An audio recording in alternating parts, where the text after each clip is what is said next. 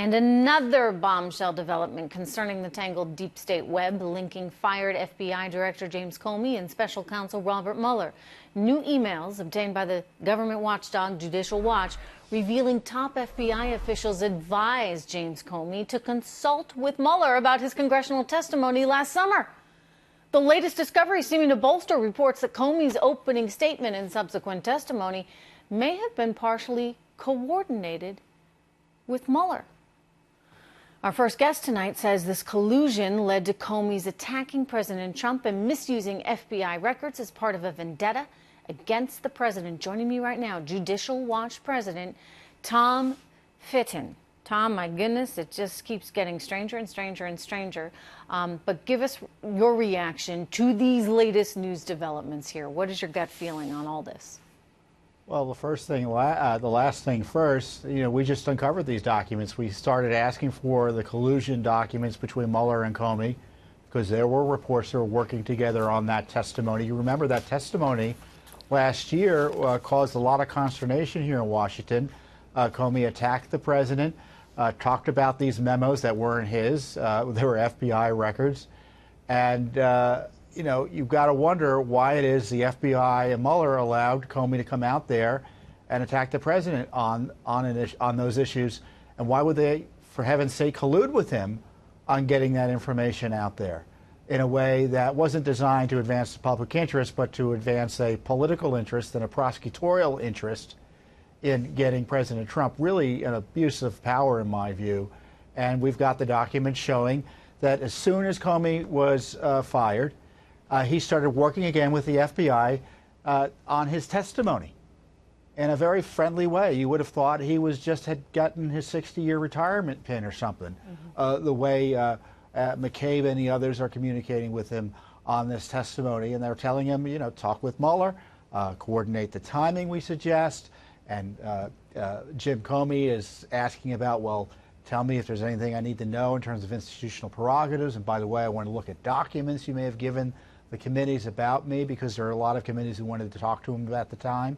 And it's just further confirmation that both the FBI and Mueller had coordinated on Mr. Comey's anti-Trump Russia testimony from last year. Well, I mean, what does that do to this entire process, this entire investigation of Mueller's, if he's kibitzing with Comey behind the scenes to try and put the pieces together to try and line up his testimony? I mean, it seems to me that it creates a very flawed situation where you can't trust the integrity of any of this.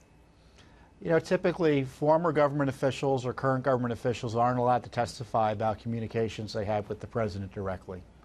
And the FBI and Mueller let Comey go out and do that. It's really incredible, and shows you that it's not a quest for the truth. It was a quest to get Trump, and you've got indications of that. And again, this took us, I think we asked beginning in August for records like this.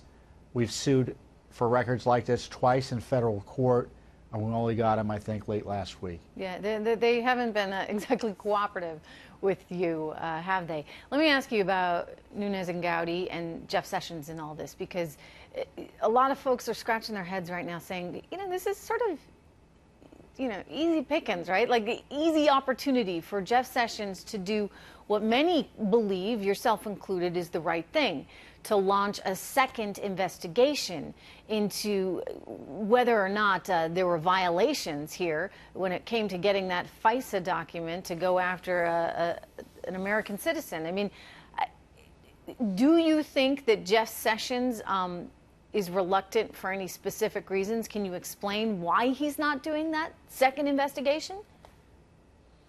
Well, maybe because it's Russia and he's recused himself from that too. I don't know. I think the institution of the Justice Department and the FBI is geared towards protecting the Mueller investigation. And if you're going to ask questions about abuses, about the misuse of the DNC FBI, the DNC Clinton dossier by the FBI and Justice Department to get FISA warrants that we believe are still being used, the results of those warrants, and maybe even currently being used by Mueller. Any investigation into abuses of the FBI and Justice Department targeting Donald Trump in this Russia investigation run up against the Mueller operation. and the Mueller operation can't survive another fusillade on this. They've got 2 attacks from the courts recently, and now if the basis of their investigations are under investigation from the Justice Department, you know, the investigation collapses. And I think they're trying to protect Mueller by stonewalling Congress. Yeah. All right. And refusing to launch additional investigations. Well, so I suppose your view is deep state alive and well these days, and you're doing what you can to try and uncover it and peel back the layers to figure out just exactly who's involved.